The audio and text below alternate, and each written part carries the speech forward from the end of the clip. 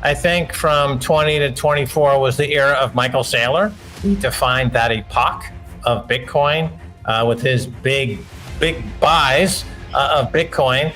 And now we're entering into a new era, the Larry Finks of the world. And I'm looking over there at the Mid East at Saudi Aramco, is a huge company with a lot of cash. I think they should get into Bitcoin. I think these are going to be the new mega players in the sovereign states and the sovereign wealth funds who are going to start buying big into Bitcoin. So it's this new era. We're going to head into the big reset at some point. And in one corner will be fiat money.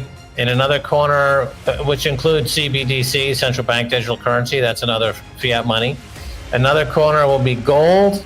And then in the other corner will be Bitcoin. So it'll be a showdown between these three forms of money to see who wins.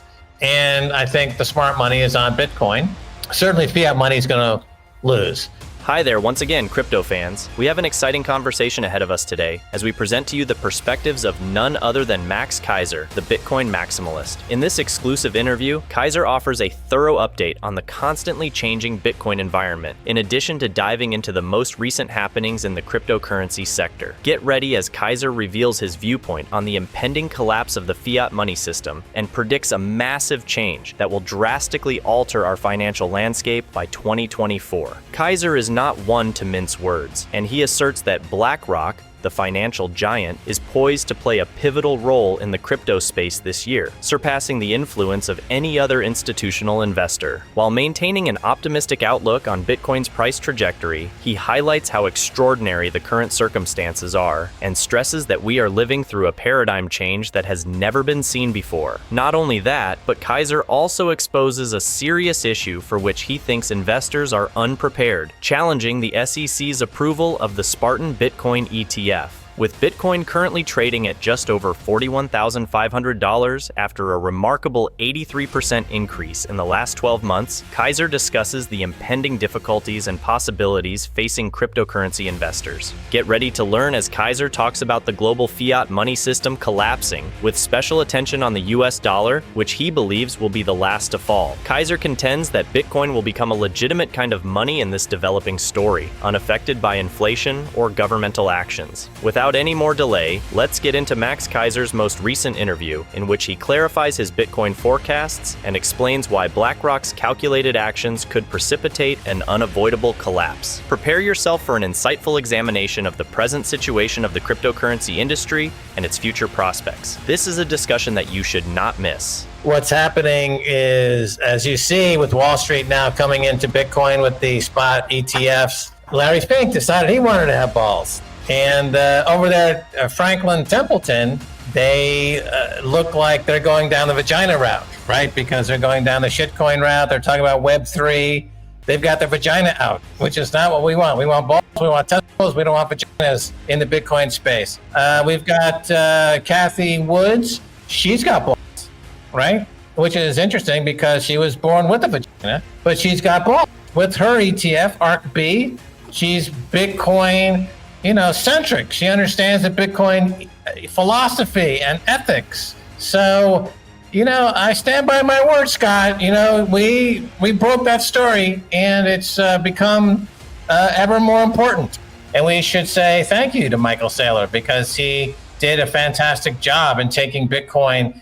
In my view, he took it out of the gutter because when he appeared on the scene, people were in the Bitcoin world, like the Bitcoin Cashes and the Bitcoin's Satoshi Visions and all these other coins and projects and failed nightmares, had some agency. People did give them a little bit of play, but when Michael Saylor appeared, and he was so articulate and so brilliant and so aggressive in his Bitcoin position, that he really put everybody in the shade, and he did a great job doing that. And he's, I think, really a hero, a Bitcoin hero. We have the collapse of fiat money. I know the fiat money experiment, which is about 300 years old, and then it got very aggressive in the early 1970s in the US when they went off the gold standard, that we went on a pure fiat money world.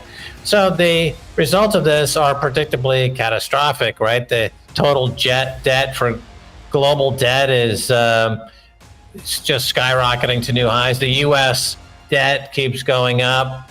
And so we're going to head into the big reset at some point. And in one corner will be fiat money. In another corner, which includes CBDC, central bank digital currency, that's another fiat money. Another corner will be gold.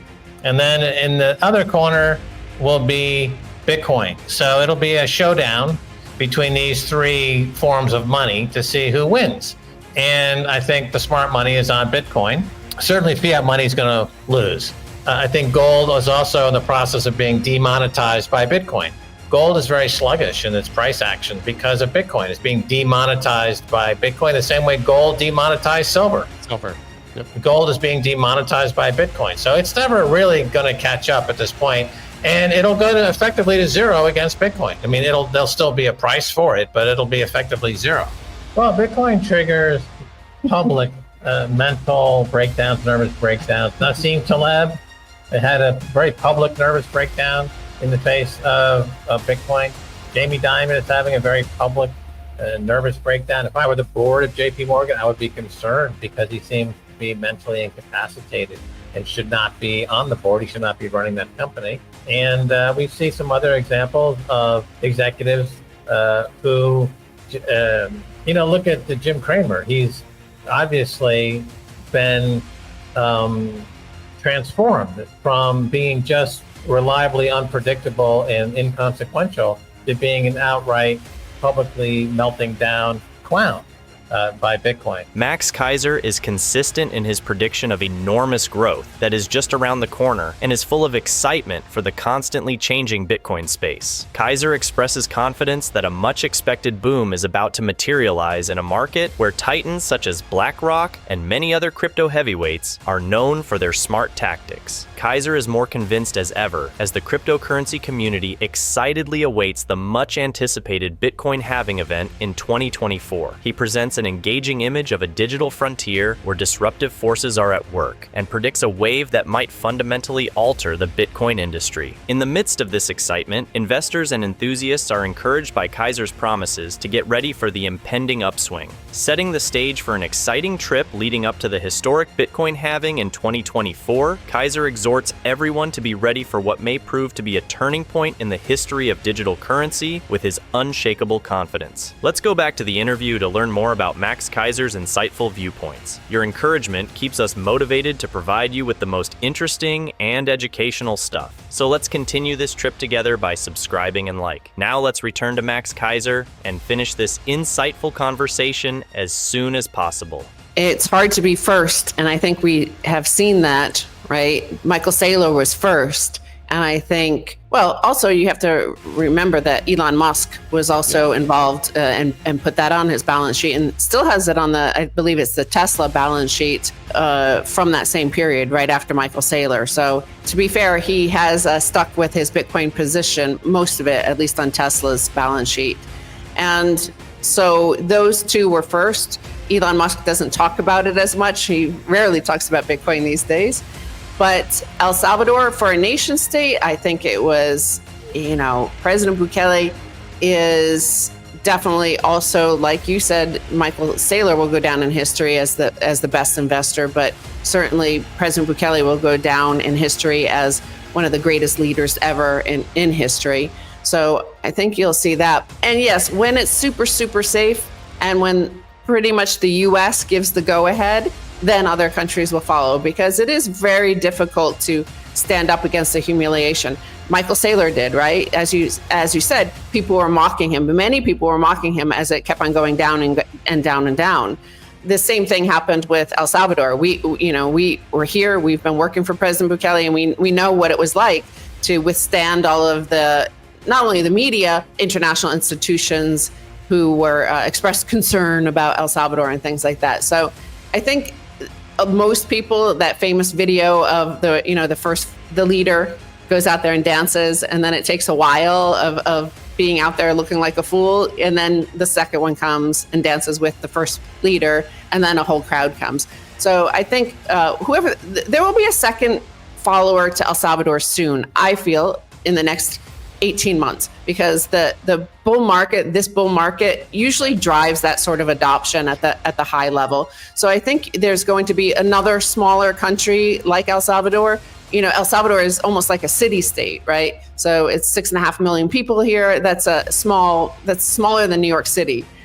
So I think you'll have a similarly, like maybe a little bit bigger, but it'll still be a relatively small country do the same. Stacy talks on the early adopters of Bitcoin in her statement, including prominent people like Elon Musk and Michael Saylor, who were among the first to accept and invest in Bitcoin. She admits that one of the first people to include Bitcoin in MicroStrategy's balance sheet was its CEO, Michael Saylor. It is also reported that around a similar time period, Tesla's CEO, Elon Musk, added Bitcoin to the company's balance sheet. Although he doesn't talk about Bitcoin as often these days, Stacy observes that Elon Musk has kept his position on Tesla's financial sheet. She then calls attention to El Salvadorian President Bukele, recognizing him as a historic leader for the country. For Stacy, Bukele's choice to make Bitcoin legal money in El Salvador is a historic action that will probably go down in history. She recognizes the difficulties early adopters like Michael Saylor encountered when the price of Bitcoin fluctuated, jeers and distrust. Stacy compares the situation to El Salvador, highlighting the challenges the nation experienced on the global stage following its adoption of Bitcoin. The conversation ends with the hope that other nations would take note of El Salvador's example and embrace Bitcoin,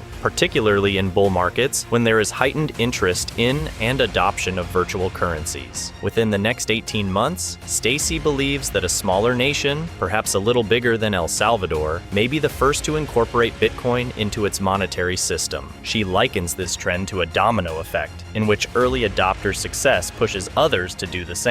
We appreciate you being here with us today as we discuss Max Keiser's most recent interview and his fascinating projections for the price of Bitcoin in 2024. Please feel free to comment below with your opinions on Max's insights. Your thoughts are important. Watch out for our next video, and good investing in the meanwhile.